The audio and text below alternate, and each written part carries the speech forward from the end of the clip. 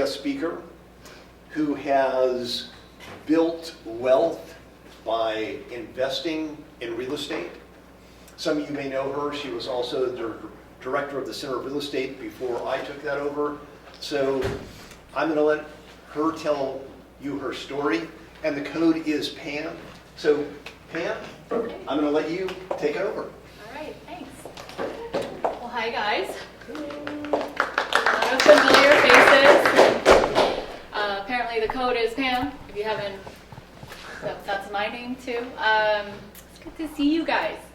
Okay, so my assignment was to prepare my story and share that with you guys. So as Greg alluded to, I'm the former real estate director here at Cal State Fullerton. Passed the baton off to the wonderful Professor Greg here, and he's doing an amazing job. I'm going to start off with my background.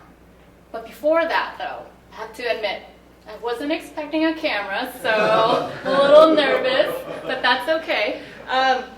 By show of hands, how many of you are introverts? Introverts mean it's not like you're always shy, but you thrive on one-on-one settings, smaller group settings. Okay. How about extroverts?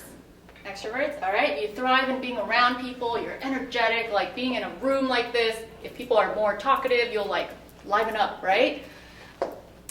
So there's another term, if you guys haven't heard, it's called being an ambivert. Have you guys heard that?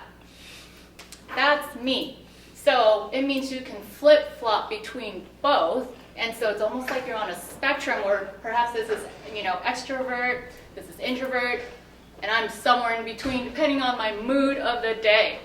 So just wanted to share that with you guys. That's a fun fact I've learned recently from one of my favorite speakers. And so when people ask that, I just say, oh, ambivert, kind of like being ambidextrous, right? You can write with your right hand and left hand. Can anyone write with their left and right hand together? Oh. You can? I can, it's just not good about that. Yeah, same here. I'm normally right hand dominant, but I can do both.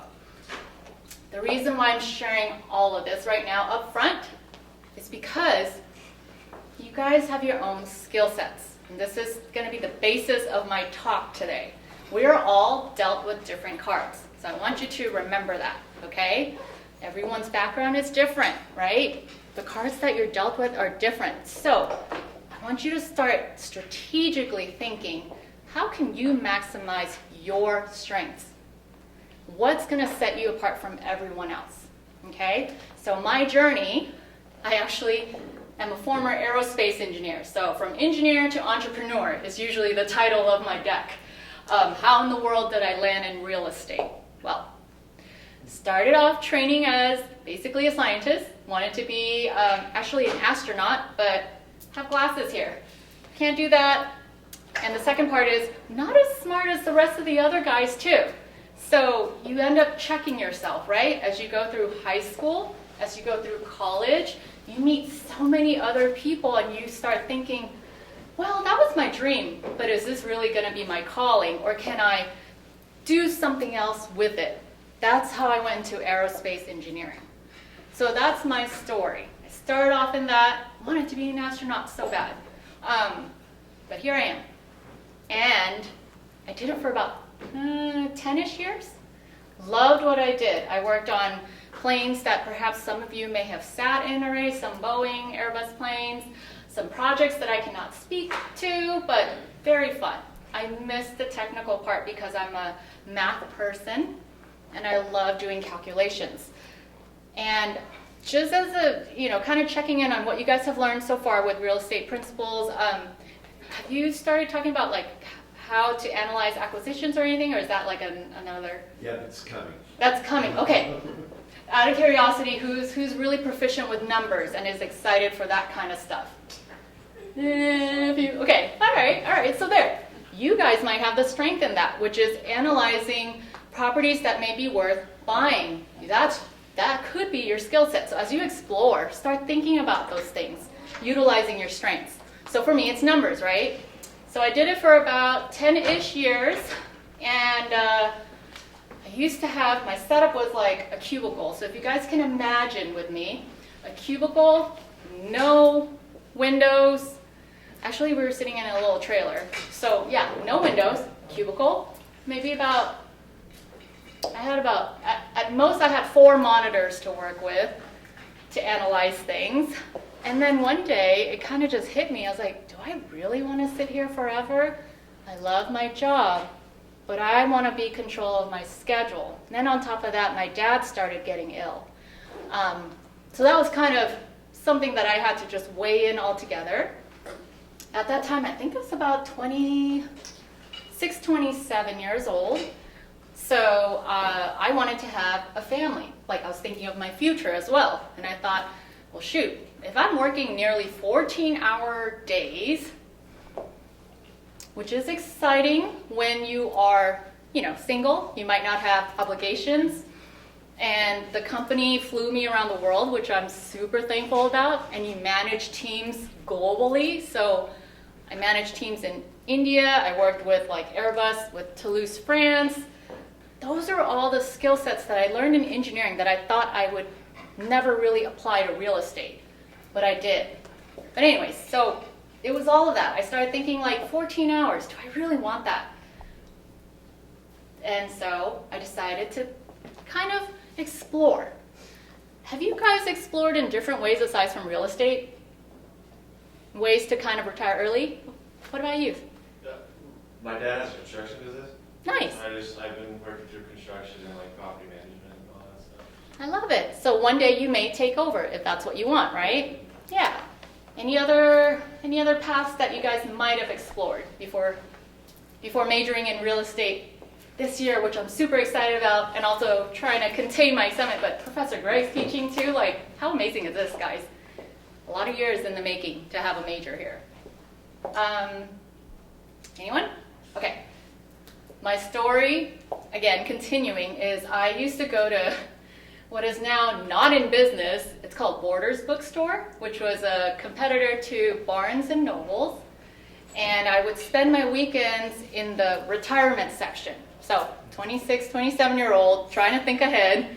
And I was like, what do I want to do with perhaps if I had extra income? How can I retire early? This was even before the acronyms started coming about, the FIRE acronym or whatever other ones that I honestly can't catch up with. But the idea is retire early at your own, at your own pace, at your own schedule, right?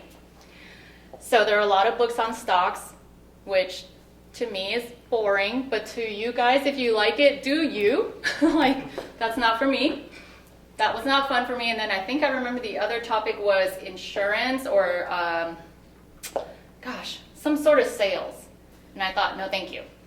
So one book that stood out, and I think this is what changed the course of my life, my history forever, which I'm thankful for.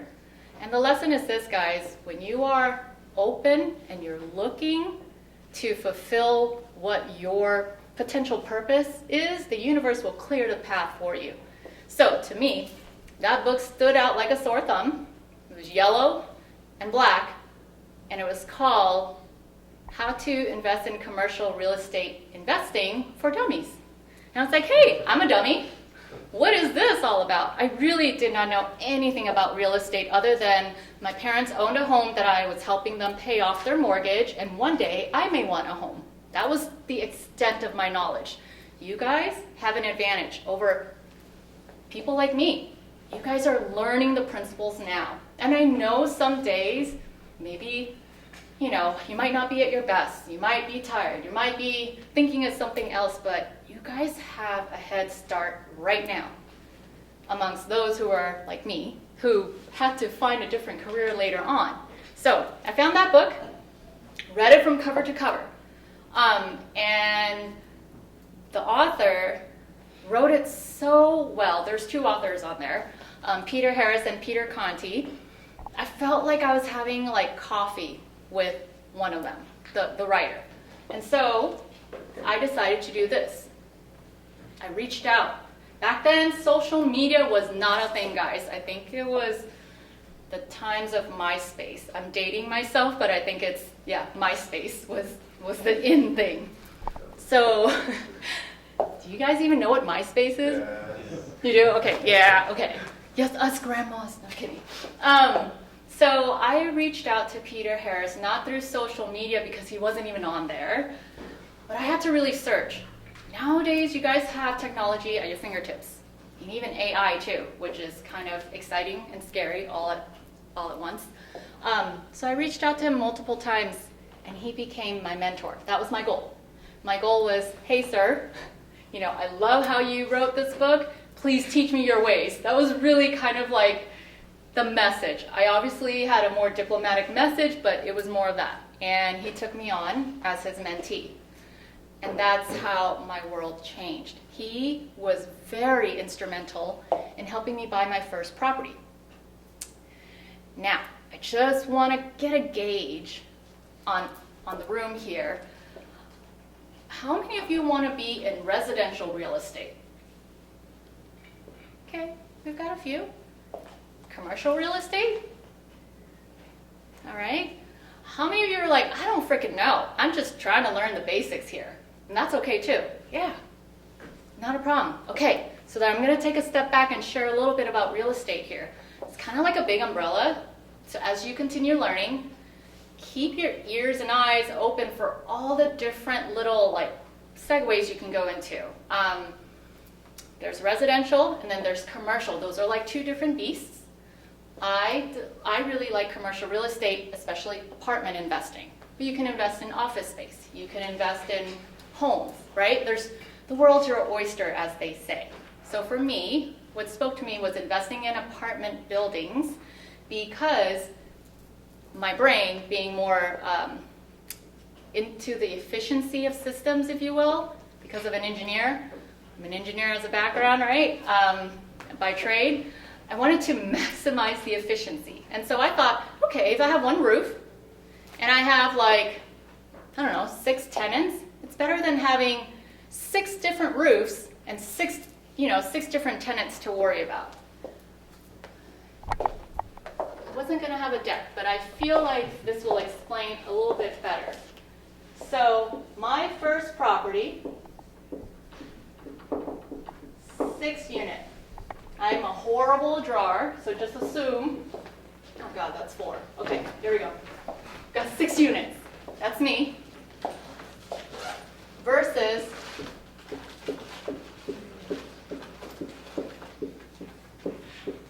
Here's a better pen. oh, thank you, Greg. Perfect. Versus 6 units this way. This is going to be my simplified way of explaining the difference between residential. This is residential. Buying single family homes versus commercial. Bear with my horrible writing, guys.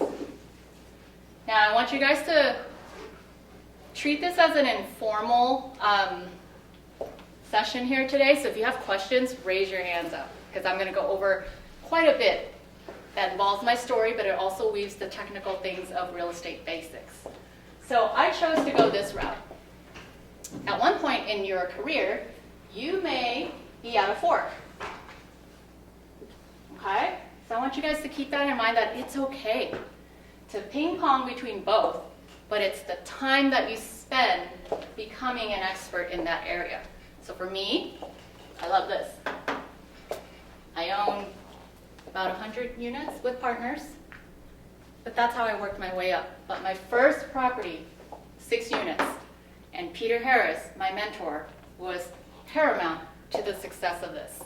Because while I was working a 40 to 50-hour shift at an engineering company, when I got home, I probably spent on average of another 20 or so hours on learning the basics of real estate, meaning I had to I was self-taught, right? Because there were no classes nearby where I lived. At that time, I was in San Diego, and I looked around at some local colleges to see if there's any real estate classes to teach the basics. There weren't any yet. So I bought a lot of books, self-taught, and learned the basics of what I wanted to do, which is buying apartments. So this is where my story starts, apartments. I loved the process so much that I wanted to keep doing it again and again, and I'm a buy and hold kind of girl. Do you guys know what I mean by buy and hold? You buy it and you don't sell it. We hang on to it to let the equity grow. Before I move on, any questions about this? What made you choose commercial over the residential? Why would you choose 6 units on the commercial side instead of 6 units on the residential side? Very good question. All right, you guys can bear with me with some numbers. Let's pretend a roof costs, I don't know, $20,000 to fix. Okay, we'll go with that number. $20,000, $20,000, $20,000, $20,000, $20,000. That's why. So that was something that, like, when I looked at it and I was like, okay, do I want to invest in this arena or play in this arena? The other thought was this: if I could just have everyone all in one spot, it's even easier for my property manager. So they don't have to drive everywhere, or me, myself, having to drive everywhere. At some point, you're gonna have to think about that too. Do you wanna, hire a property manager, or do you wanna spend time doing it yourself? Yes? So do like condos or like duplexes or like the quadplexes, is that the same, does that go towards residential or commercial? Or is it like kind of the middle part? It's a really good question. I actually have a podcast on that, but I'll give you an answer. It actually belongs to this side, because the definition for commercial real estate for apartments is 5 units and above. So a quadplex 4 would belong on this side. That means your loan programs are totally different than playing on this field. So just something to keep in mind as you're learning the basics. And something that I want to also share with you guys is that you may like something right now, today, think it's really like a wonderful investment idea, but be open to being flexible and adaptable, because everything is cyclical. And I don't want to overstep Professor Gregg's lesson plans or anything, but I just wanted to share that in life, even in real estate, everything is in a cycle, right? How many of you guys understand that before I move on? You understand that? Okay. So for those that are unsure, this is my first time, like, woo, okay. I will go up there. Let's draw a line.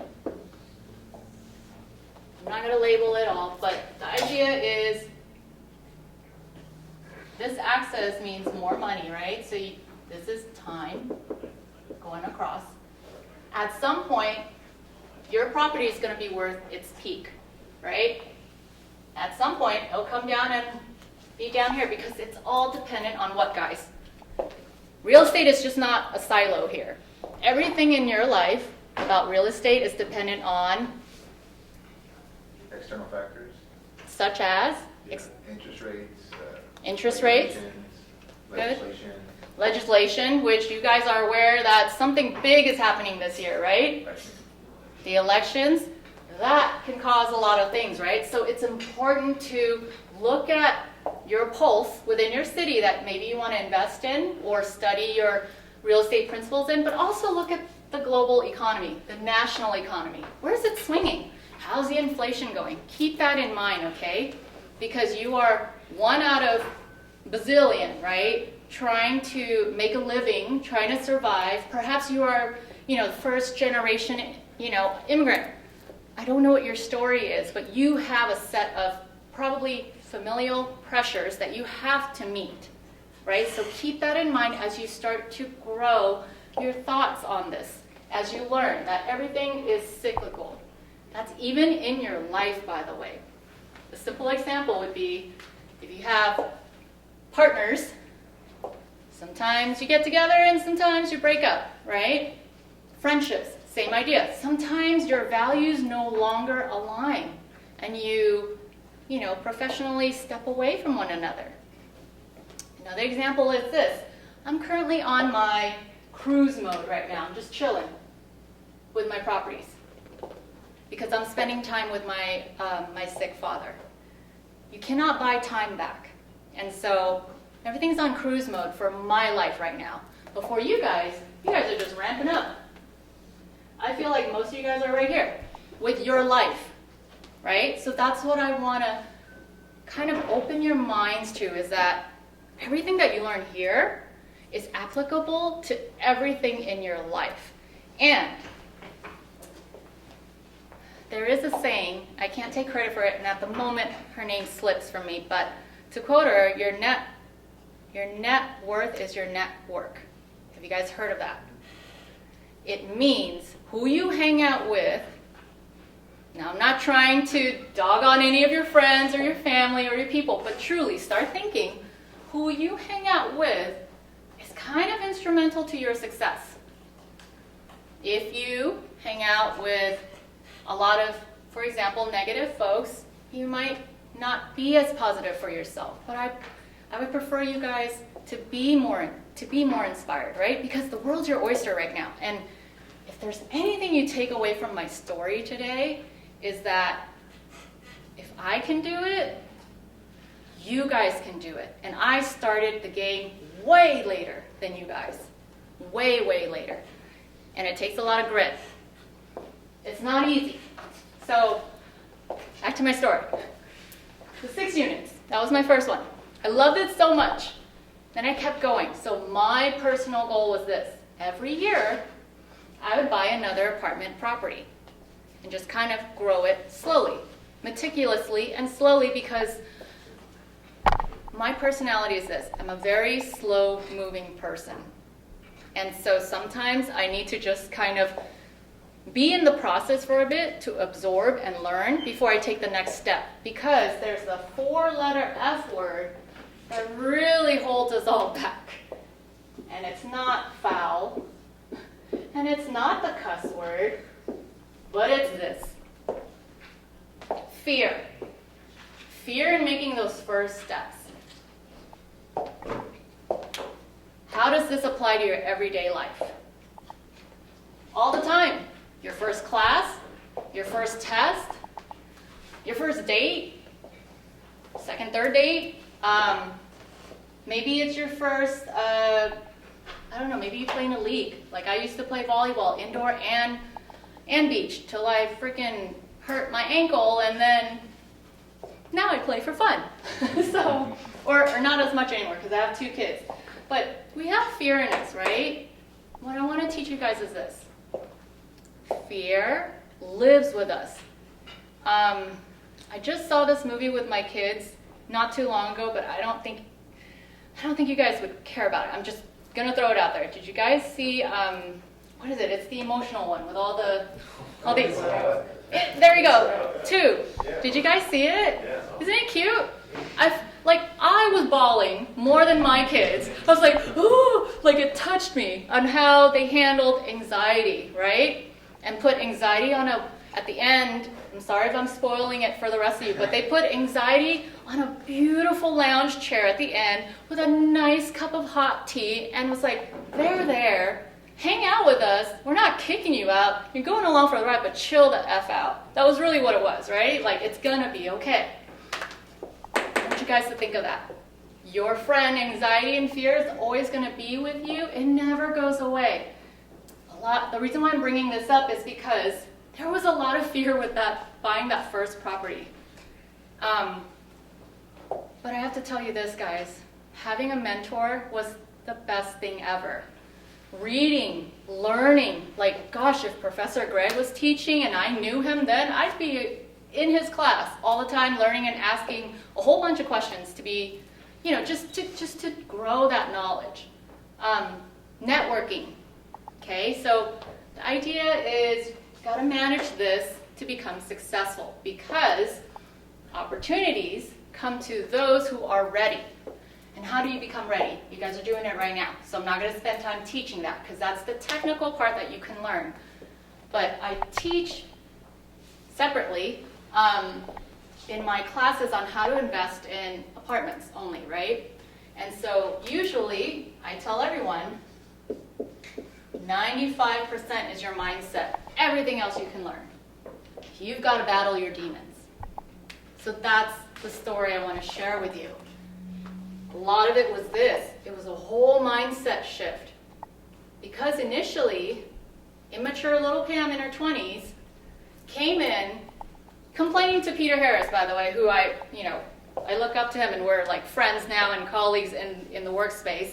I used to complain to him. I was like, oh, Peter, I grew up at the poverty line. There's no way I'll ever catch up. There's no way I'll ever own my own business. And he would put me in check every time. And that's what I appreciate. He would say, hey, Pam, we all got different cards here. I've got my personal stuff, you've got your personal stuff, but what are you going to do about it? It's time to get out of your little wallowing area and step out and move forward. So it's that, you guys. If you learn anything is success doesn't happen overnight. It takes time, takes grit, takes patience. And I know a lot of us just want to be there already. I get it. I used to have that enthusiasm and that passion. Every little homework I did with Peter, I was like, okay, am I there? Am I ready? Am I successful? And he'd be like, like a sensei. No, like next, let's learn the next course, right? So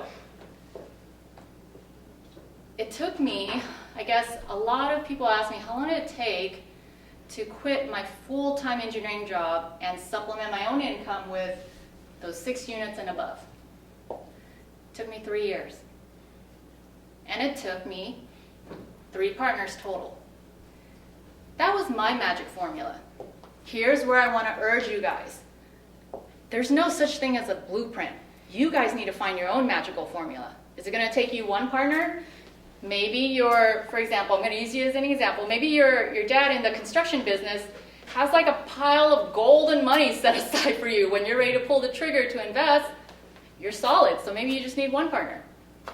Or many of you could be like me, where I was supporting my family, giving them thanks for paying for me to go to college, because they didn't get that opportunity in Thailand. So supporting them while also trying to buy my own place, and then trying to create a future. So meaning I was spread thin, did not have a lot of extra money, so I needed to work with partners. That's where being an introvert or an ambivert or an extrovert comes into play, which is why I asked you guys this. Because if you know your strengths, you know who to find to complete your A team. Okay? So I'm an introvert most of the time. I said I'm an ambivert, but I can be an extrovert too, but most of the times I'm an introvert. So I knew I needed to build my team by finding others who are almost like the opposite of me, or have the strengths that they can bring in that I don't have, that complement me. That's what I want you guys to also think about is, what is your North Star? Like, why are you guys, I guess, doing this? Kind of curious, actually. I'll take a live poll. Why are you guys in real estate? The investment side for myself, and also just the challenge of it, because I believe I'm an extrovert, so I believe I can make really good connections with people. So I think that'll work hand in hand with closing deals, the acquisition side, and pretty much just building relationship and nurturing them. Okay.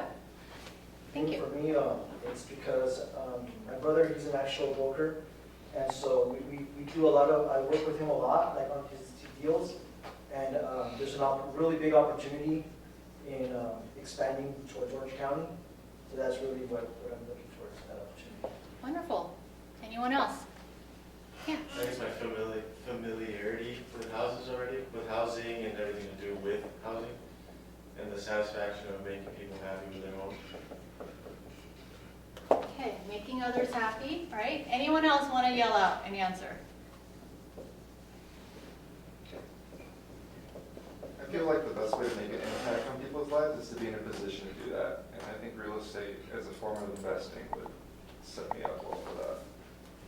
Okay, so we got that. So real estate brings money. Like I'm going to sum it up, right? The goal is make money so you can do what you want to do. I'm going to ask you guys to do another deep dive. Why though? Okay, I know some of you said you enjoy the challenge, building the relationships. Perhaps it's already in the family. You want to grow your legacy. But is there another why aside from just that money to allow you to do that? Bring my family up as well. Okay. I think real estate overall is more solid as an investment than other things. With that, a solid investment. Safety, I guess. Safety. Okay. like that. Okay, I'll share my whys. I believe in the power of 3. So if you guys ever buy my book on Amazon, which basically tells you the 12 steps I did, like, to get to where I am, or you listen to my podcast or go on my website, I always follow by the power of 3 to keep it simple. But honestly, like, it helps me stay kind of grounded and focused. So my why was family as well. For me, I like having extra time to do what I want, when I want, and how I want.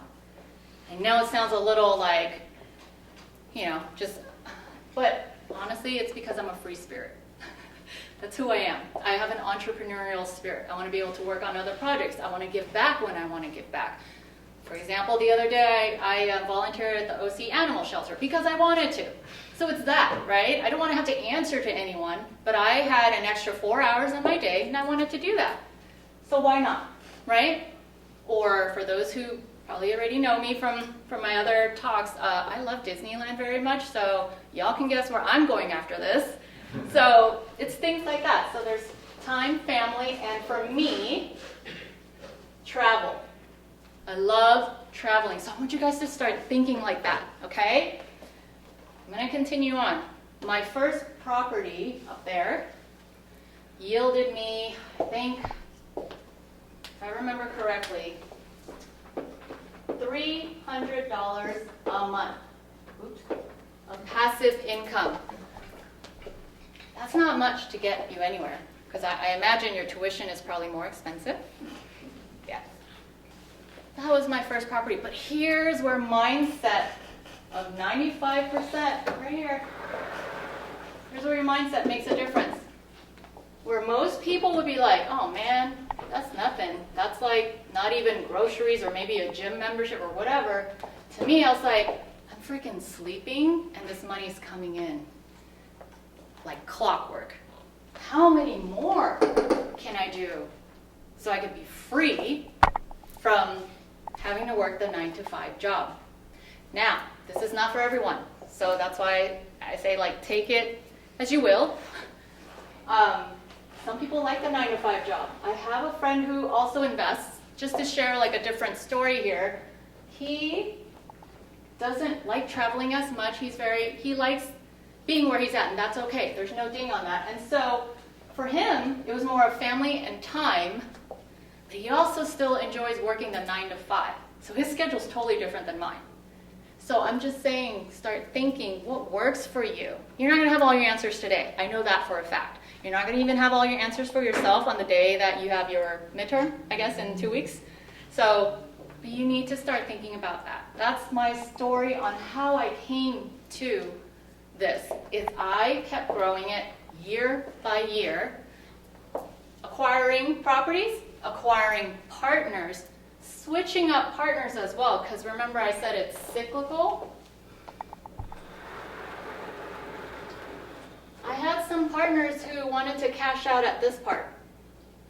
And then they wanted to go their merry way. And that's okay, because, I'll give you an example. One of the properties I had, they were an older couple, I think in their 80s. And I'm just a young kid in my 20s, right? Different phases in our lives. They wanted just a nice sum of money, and then they were going to live out the rest of their lives. Whereas I kept wanting to go on. So that's an example of how relationships can be cyclical. And then you acquire more, right? There was a lull point. I was looking to raise capital, found, new partners, and eventually, the beautiful part is this. When you operate with integrity, guys, with integrity, so be ethical in all that you do, when you operate in that, the word spreads like wildfire. People will come knocking on your door eventually. And I didn't believe that when my mentor first told me. I said, they don't even know who the hell I am. Like, I'm just, some kid just trying to invest, trying to learn, trying to meet people, trying to network. I felt so overwhelmed.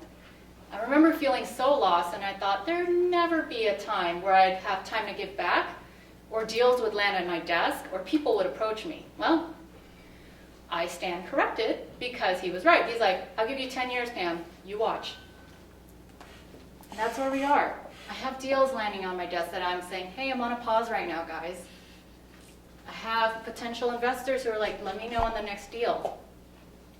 So if there's anything you can learn from this, is that you all have a beautiful gift or set of gifts to offer in real estate to help advance our economy from a local standpoint.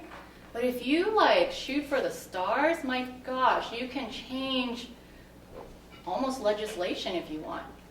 Truly, you can change your path however you want to take it. And each and every one of you bring in something unique about yourselves. And that's why it's always hard for me to help answer, like, hey, if, they followed my path like this blueprint, would they become successful? Gosh, there's so many variables, right? It's hard to say that you will. You just have to manage this part, this friend. Give him a nice cup of tea, a blanket, tell him to sit on that comfortable couch as they go along for the ride. So for 10 years, I built my business from scratch, guys. Now, looking around, the reality is this. This is still a little bit of a male-dominated field, and that's okay, right? That's okay. You just know that as a female, you sometimes have to work harder in certain areas, and then sometimes you don't. It's like we all come with different benefits to who we are. So my first deal, I think it was like, it felt like lenders, 99 lenders said no. Only took one who said yes. But truly, that's what it was. I kept asking and asking and asking. And so to have the tenacity to not quit, that's what you guys already have by being in this class, okay? And then to carve out your world the way you want it. So the reason why I started out my own business is because I wanted to manage my time and be with my family when I want to be with them, travel. But maybe you don't like the same things I do, and that's okay. You're going to be successful in whatever arena you're in. So, two guys sitting up front here, if you guys don't know them, they're kind of all-stars. Trying. They're trying, but you guys are too. The reason why I know them is because I've seen them from past semesters, and they're just trying to figure their way out too, with their own strengths, with what they bring to the game. You guys have that too. So if I get to meet you guys again down the road, would love to hear your story, how far you've come. Who knows, maybe you might even switch to architecture or something, or maybe you might be a CEO of some pharmaceutical company, and that's okay too. The goal is just to be kind to yourself in the process. Nothing's gonna be perfect. You just have to roll with the punches. No one is a success overnight. I know we see it on social media a lot, and usually in social media or the news, everything's all about the plus stuff, right? The successes. Not a lot is focused on how did they get there. Did it take 10 years, 5 years, 20 years? Don't know if you guys have heard about KFC's founder's story. You know that? 67 years old. For those who don't know, he was 65, I believe, when he was successful. He kept working on his fried chicken recipe. It's that, guys. Find that passion. That's really what it is. It's gonna be your North Star to keep you going. And so from my story, I went from engineering, which I still truly love, but I also realized I'm multifaceted. I love real estate as well, and I love this freedom that it's allowed me. And then I ended up publishing a book, which I never thought I could, because I normally write in numbers, and I was like, what the heck, I don't know if I can do this. Well, my team pushed me, we did, and now I don't know what's next for me, but it's exciting, as in I may change gears into something else, maybe publish more books, who knows. But that's what I want you guys to keep thinking about, of you're here today, you're here with our amazing professor, who truly cares about your future, guys. Take advantage of his office hours. I'm pretty sure he has it posted or has, answers all your questions, but take advantage of that and just ask him any question. He is one of the few, truly, one of the few folks that I've met on campus that truly cares about his students and wanting you to succeed in wherever you want to go. So some days you might be lost. You might be like, hey, Professor Greg, you talked about acquisitions. I really didn't like that. Is there anything else that perhaps I can shift gears to? Because I always thought I liked being on the side of acquisitions. He's your go-to guy. Another alternative is you can join networking groups. That helped me out a lot because going from engineering to a nobody in real estate, you need to make connections. Again, coming back to the introvert-extrovert question. So my tip is for those who are introverts, I know it's extra hard stepping in to a room where you may not know anyone and you're like, oh my gosh, I'm here, I gotta put myself out there, gotta be vulnerable. But guess what? Those other guys out there and girls out there, they're just as scared. They've got that going on too, but they just mask it well. So fake it. Smile. And my tip is this. Ask them about themselves. When you get them to talk about themselves, the world will open for you because they'll remember how you made them feel. That is the key to my success, is I spend time truly caring about what is it that they want to do. So be authentic, right? And then in the beginning, when I didn't want to talk to people, I made it a goal to just, okay, Pam, talk to 3 different people you don't know, then you may eat and drink. And then be in your corner and look like that person who's just like, I don't want to talk to anyone. That's okay. But that was my goal. And then slowly, I got more comfortable in my skin. So that's something you guys should do too.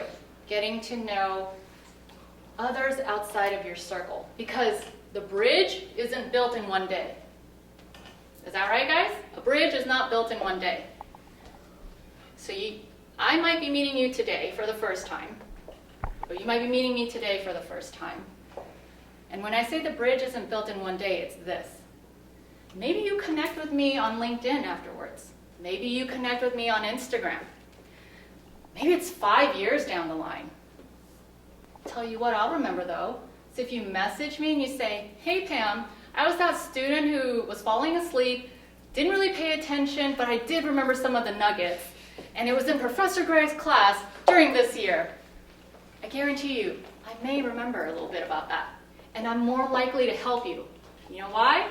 Because you took time to step out to connect with me. And you could say, hey, Pam, I need a referral to someone in your realm, in your network. Would you mind sending my resume in? This is how I'm more likely to help you, rather than a random stranger who's like, here's my resume, can you give it to so-and-so? I don't really know you. How can I vouch for you? And so that's how it starts. Okay, guys? So every single connection you make, think of it that way. You're building a bridge slowly. Some bridges are going to crumble. That's the fact of life. You might be like, oh, I thought I really liked this person, but I don't really want to build it anymore, so I'm going to move on. So let's see, where am I at with my time? Oh, okay.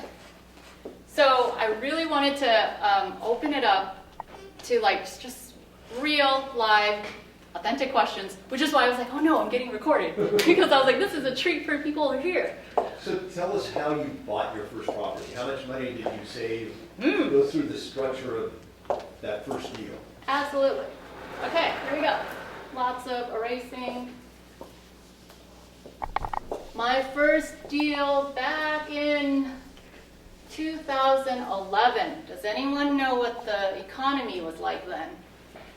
It's barely recovering. Real estate prices are relatively low still. Yes, 2011. I bought it for $417,000, split 3 ways, meaning me and 2 other partners. REO. Does anyone know what that means yet? Or real estate owned. So what happened was, since the economy was barely recovering, the banks had there was a lot of foreclosures, right? To sum it all up, lots of foreclosures, and so the banks own the properties, but they're not in the business of owning properties. They want to be in the business of getting the mortgage, right? The interest rates and everything. So they're eager to like, please, someone, please buy. That's what REO meant, okay? Real estate owned. So there was a deal I found where it was with Wells Fargo at that time. Wells Fargo was eager to kick it out of their portfolio. Please, someone manage it. But then they're like, oh no, you we don't know who this Pam is, which is the truth. When you guys start off in everything in life, right? You're kind of a nobody till you prove yourself. So, how did I get it? Man, I had to jump through hoops. So, you put in your resume, and then of course the lender was like, it's all engineering. How can we trust you? Basically, is what they're asking, right? So here's how I stood out. Maybe you guys might need to do this too, who knows? You can be more creative. I said, why don't you meet me on the property? I'm going to show you and walk through everything on like what I'm about to do with this whole property before escrow closes, please. Eventually, someone took a leap of faith. He came on site. So just imagine me in my jeans and a t-shirt just walking around, and I said, look, 1 unit's flooded. We're going to put $10,000 of rehab into it. By year 1, after putting $10,000 of rehab money into it, we are going to raise the value of this. It'll be worth way more than that. And for the sake of not I won't get into the technical bits about it because you'll learn it probably soon. It's based on the cap rate, capitalization rate. And so it's not linear. 10 grand does not mean like the property will be worth $427,000. It was worth nearly $600,000 by then, depending on the market at the time, right? There's not enough time in the scope of this class to go through all of that. But I said I was going to put in 10 grand in year 1. My projected was going to bring it up to like nearly 600K by also raising rents, right? When you raise rents, you increase the value of the property. So I shared everything. Basically, it was just like upfront. I was like, look, this is my first deal. I'm an engineer, but I've been doing it for 10 years. This is going to be my first property, and I'm excited. Here's my plan. I shared all that.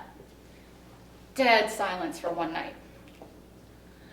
I, pardon my French, shit my pants. I was literally just sweating it, right? Because one night is a long time. 1 hour is a long time when you're like, just please, please, please, someone give me a chance. Also, trying to maintain my cool. Next day, he said, I want to meet you again. I was like, oh, great. So I met him again. He's like, are you going to have a property manager? I said, absolutely, because I still work a 40-hour work week. There is no way to manage this. So I said, I factored the numbers into it already. So when you guys start learning how to do the analysis on acquisitions, there's a factoring of all that coming in. Vacancies, turnovers, property management fees. So I factored it in and I showed it to him because that's where my strengths are, right? In numbers, all I did was just type it in an Excel sheet, print it out, brought it over. And on the spot, he shook my hand. He said, I'm going to take a leap of faith with you. Let's do this. So we shook. That was the game changer of my property. So my partners, since this was split 3 ways, so 1, 2, 3, I was one of them. I was up front with my partners. I said, hey guys, love you guys, but I'm going to buy you guys out eventually because I love this. You guys don't. You guys are in for the ride, and that's okay. That's why I said everyone has their own flavor. Not everyone wants to do the same thing that I'm doing or anyone else, right? So I made sure to pick partners who were going to be eventually okay with being passive and then move on, because I wanted to be the active one. So by year 2, when I raised it to this number, more or less, I refinanced, cashed it out, paid them out, paid myself too. I still own it. It is, essentially, I've paid myself back more times than I can count. I don't have any more money in it, but do I have a mortgage? Yes. But the mortgage is being paid by the tenants who live there. The net rental income covers it. So you know how I said I started off with $300 a month? Right now, it's averaging $2,000 a month. Just from that 6 unit. It's my smallest one. I keep it because it's a nice emotional reminder of where I started. And so when you cash out your partners, you get to own it 100%. And then you move on. You can buy the next one. what would you guys do if you got $2,000 coming in like clockwork while you're at school? Please don't say you're gonna blow it on just like, I don't know, video games only or something. I guess you could, it's your life, I would find a way to replicate it. right? So I got excited. I was like, how can I keep doing this? There was one guy that when I asked this question, he said, I would take my girl on a cruise around the world. Like, you do you, boo-boo. Like, that works too. So you can invest further. That's my story. Any other questions? That was a really good question, Craig. I have a question about like the partnership. Mhm. Have you ever felt like, I don't know, regret or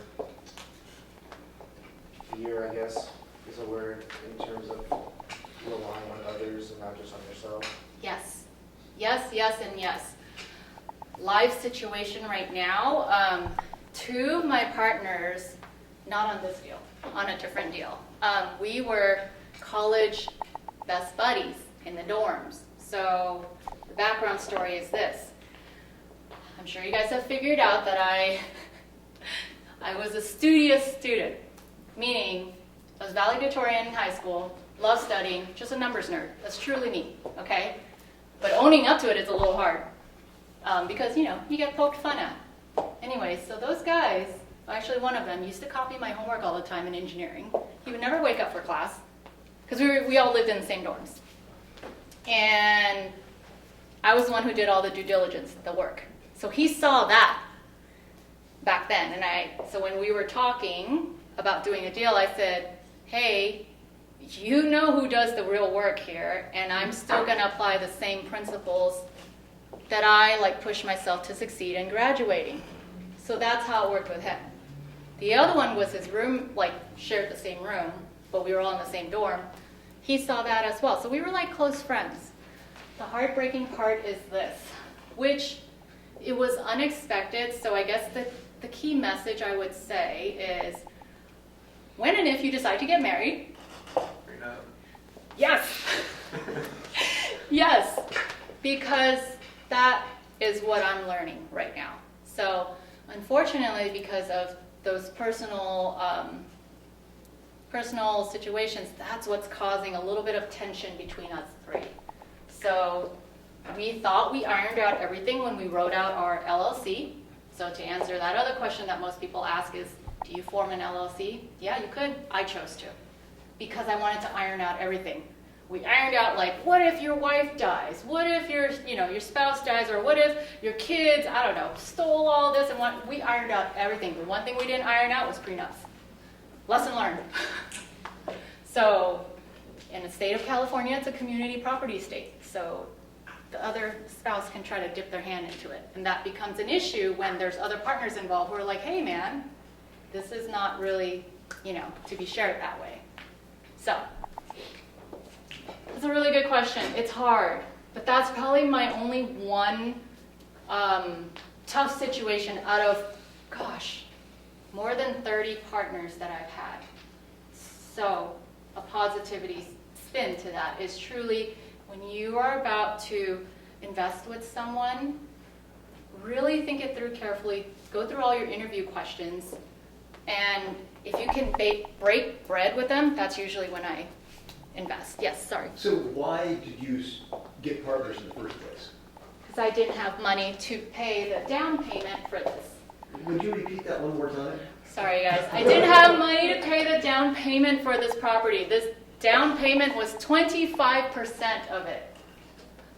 So the range is 25 to 30% for this arena. I don't know about other arenas, but I only know apartment investing. Though I have to say, there has been a one-off deal where I only put in 5%, but that's a unicorn of a deal. But generally, 25% down payment. So that's how we partnered up because I did not have enough money to front all of that. Yes. So you said prior that now you have deals landing on your desk, and I'm guessing it's because of your experience and your resume. For someone like us who are trying to get in the industry, we don't have that. What would you say is the difference maker when it comes to showing these lenders certain properties? Would it say a little bit more of the technical numbers, or would you also say it's a lot more personality and It's a combination of both, but I would, if you're for sure you want to go into this arena, I'd start joining different organizations now, just to put yourself out there, to say, hi, I'm sorry I didn't get your name. Marcos. Okay, hi, I'm Marcos. I plan to invest in my first apartment deal in 2 years. I'm looking to make connections now so that I know who to call when I'm ready with my partners, ready to rock and roll. Because that's what everyone wants to hear. And you got to be truthful about it too. You don't want to always kind of, they call it what, fake futuring or whatever, like pretending like you're going to throw down but you never throw down. Obviously, you'll know your time frame. So that's what I would highly recommend. If you know this is what you want, start putting yourself out there. Or you can even say, hi, I'm Marcos. I need to partner with someone. This is what I did. I don't have enough money to buy a property, but I need to partner with 1 or 2 or 3 people. Who's looking to partner up? Let's meet up for coffee. And that's where you interview them. In your mind, right? You're not saying, I'm going to interview you right now. But you want to know if you're going to be the right fit with one another. It's almost like dating. Like you need to really jive. So you might meet more than once and see how they act in a stressful environment, calm environment, because things always go well when it's not stressful. It's how, okay, I'm going to take a step back and say this. Everyone has a little good and bad in them. It's how we manage all of that and how we choose to behave and act is what sets us apart from everyone else in operating with integrity and ethically. Does that make sense? So I'm the type, I leave a little money on the table for others in my group. That's just me. I have friends and colleagues that I've observed in deals that they'll scrape the last penny. To each their own. I don't do my business that way. Nor have I done business with them because I honestly tell them, and this is like no hard feelings, I just say, hey, our business values don't align. Plain and simple. This is how I do business. I leave a little bit of money for the others because you never know as you're climbing up who you're going to cross paths with, because on your way down you may cross their path again. Because remember, everything in life is cyclical. So treat everyone kindly. That is the one thing that, I'll put out there. Yeah. It's a coincidence, right? Because for our class project, our group is actually picking multifamily, and I wanted to go like 5 to 6 units. Oh, nice. So I wanted to see what would your experience, because I'm actually trying to invest too. I got almost 30 grand. Nice. But how would I wanted to add that into our plan too, because it's a Shark Tank pitch. So if I want to be an investor in that deal, or say if one of my other students wanted to be an investor in that deal, how would we formulate that partnership agreement, LLC of course, but just the more finer details, not just the broad aspect. Yeah, I go into a lot more details in my book if you want to read into that, but in a nutshell is you're going to have to sit down with each other a lot and just hash it all out. Like, for example, you're bringing in 30 grand. Okay, maybe you're bringing in, 40 grand. How is that split going to be? The world's your oyster. This is where you start gauging hey, is someone out there to take advantage of the other, or are they actually a team player? Pick someone who's a team player. That's what I mean by you're going to meet each other a lot. And just hash it out slowly. So with my college buddies, example partners, we met maybe close to a year before we actually brought in all our finances together. And that's even with someone that, I've known since when I was 18. Right? Because we wanted to make sure that we were protecting all of us and ourselves in the process, but also not the goal was to never reach a gray zone where it would cause tension. So whatever you can think of, for example, if you got hurt in the process of closing escrow, let's just say you two got together and drew down, and you got hurt, God forbid, you're incapacitated or something. What happens now? Does he get full, control? How does it all go? So you want to think about those things. And obviously I can talk to you offline more when and if you're ready to put that together. It's definitely something you don't want to rush. And I highly recommend you hire an attorney for it. I do. It is money well worth spent on your first LLC. Then afterwards you can probably copy the jargon. At least that's what I've done. Because if you like certain jargons, you can just copy and paste, but this is the most important part. It's that partnership. So be a team player, truly. So if you have 30K, you have 40K, you can't buy even probably a bathroom here, right? Because Because it's Orange County, right? So you're gonna need more people. Maybe you need 10 more people with 30K to throw down here. But what if you look in Oklahoma, right? It's just trying to get you guys excited for that, like just to think outside the box. Yeah, Are all your investments in here in California? no. I only have one left in California, and it's my baby in San Diego. Yeah, yes, sir. Is there a reason why you don't, I'm sorry? is there a reason why you don't invest more over here? Yes. When I do the math on it, to me, it's not worth the pain, the hard work, and all that going into it to just get a return that's like this when compared to other states I get more, and then my investors get more in return. So, you gotta weigh your pros and cons, but as a starter, I always tell everyone to start in your own backyard like I did, because you learn a lot through that. It's harder to manage out of state. It's really more stressful. So if you can, invest in your backyard first, start small, and then grow out there. And when I say backyard, I mean like maybe you have family that you grew up in. Maybe you like grew up in Baltimore and moved out here. So you know your hood in Baltimore. So you can invest there too is what I'm saying, but just stay where you're familiar with first is what I kind of recommend. Yes. I don't want to push, but what states are most of your investments located in? If that's okay. That's the magic question that a lot of people ask. That's kind of why I put my hand down. I don't want to. Fair enough. I appreciate the honesty on that. My diplomatic answer is this. Mostly on the West Coast, but throughout the United States. Because I have to protect my investors and myself. That's why I put my hand down. Yeah, only because nowadays I get a lot of spam and a lot of people randomly reaching out that I'm like, who are you and how did you even find me? That's kind of the scary part about AI these days.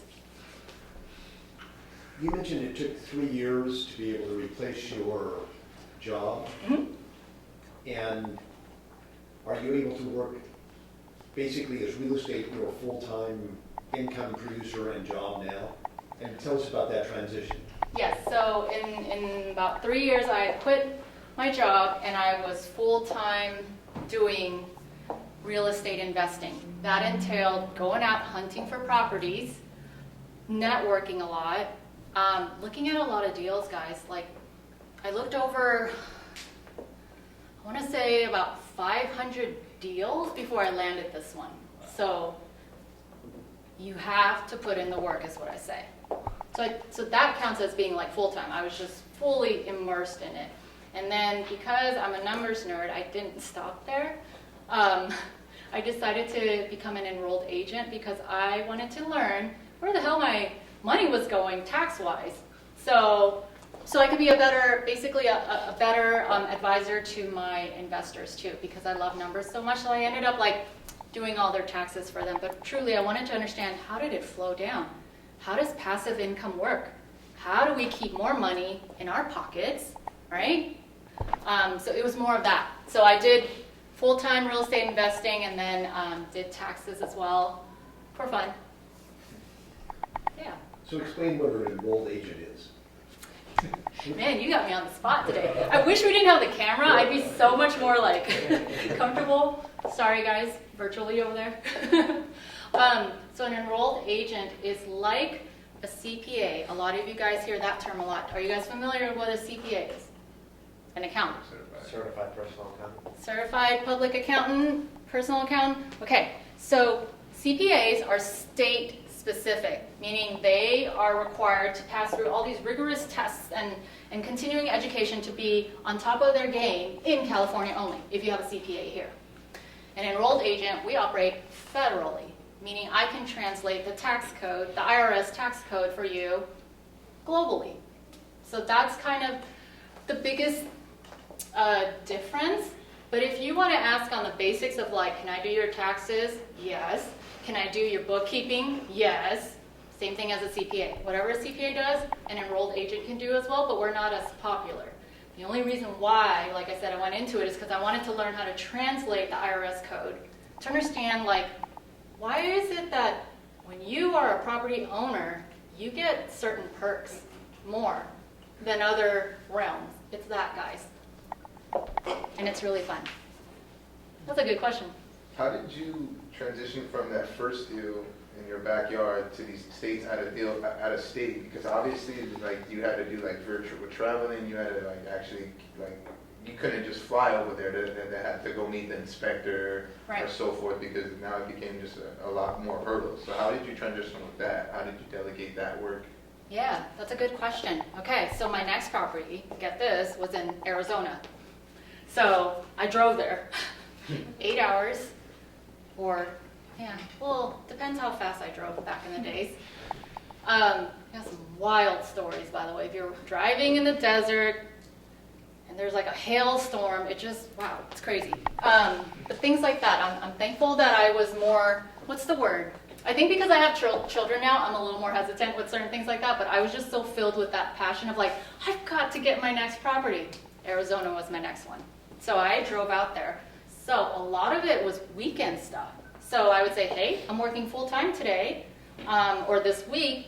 How about Saturday we schedule an inspection, or Sunday? So I make it a full weekend. And if they needed to talk to me on the spot because it was so urgent, back in the days before Zoom was a thing, it was called Skype. Yeah. So I used Skype a lot. That's really what helped a lot. And I would say, hey, can you show me the property? Because my agent out in Arizona was there physically. I wasn't. And I said, hey, you mentioned there was a possible leak. Show me how the ceiling looks like right now. And he would go in with his Wi-Fi and, you know, get all connected to the tenant's Wi-Fi and then kind of show me stuff. So you're right, it is harder. That's why I say start in your backyard if you can. Highly, highly recommend it. Then venture out. So I just want to state over. Yes. Oh, sorry. Me, Go. Marcos, Yeah. go for it. Okay, Marcos, you can go first. Okay, so, you say 2 books prior. I think it was Commercial Real Estate for Dummies, and the second one was your personal book, which I hope you send out to Greg so you can share with us. But are there any other books besides like real estate or real estate involved that you recommend before we start getting into the industry? I love Rich Dad, Poor Dad, by the way. Okay. And I know it's not specific, but Rich Dad, Poor Dad really gets your mind going. It gives you an kind of just like the way you can think about how you want to structure your life. Right. And he talks about the quadrant. Have you guys all read it, by the way, or I heard? read all 4 of his books. I think I read twice. Okay. Yeah. So books I and have also- okay, so you're an avid reader then. Yeah. Get in touch with me after class. I'll send you a link to I'm an avid reader too, so I have a huge list of like 30 books that I Oh, read. I love it. Like I was self-taught, so I was just digging through so many. So yeah, the other book that comes to mind was The 4-Hour Work Week Oh, I think I've started that one too. by Jim Ferriss. Yeah. Tim Ferriss, I'm sorry. Yeah. So it teaches you like how to start thinking strategically with your time. So yeah, you can get in touch with me afterwards. Awesome, thank you. You're welcome. And then I think you had a question. I'm sorry, I didn't get your name. David. David. Okay. Yeah, so you said hunting properties. Like, what is that, like, is that like spending time on Zillow and looking through properties? Or like, what does that consist of? And like, That's a good how question. do you gauge what the right property is based off of that? Okay, Zillow's for this one. It's a good question. So for those of you who are interested in SFRs, single family residential homes, Zillow, Redfin, here, back then, I mean, it's been acquired. It's CoStar now, but I used LoopNet a lot. LoopNet is a subset of CoStar. Found my first 4 deals. My first 4 deals through there. So like the first one, how I said I looked at like almost 500 listings. Yeah, I had an Excel spreadsheet going every day, type in during my lunch breaks or, you know, when I got home, it was that, and I would analyze deals. Yes. And you've got about 2 minutes, and Oh. there's a class in afterwards, so they're gonna kick us out quickly. Oh, so- sorry. Okay, thank you for the time. All right, I'll stick around outside for a little bit, but kind of segue with my story. I just want to end it here, you guys. Connect with me on LinkedIn and Instagram. If you have any follow-up questions, Greg has my information as well. I really genuinely am supporting you guys. I hope you guys go far wherever you go. Truly. That's all us folks really want in life, is to see you guys succeed in your way. So yeah, thank you. Thank you. Thank you.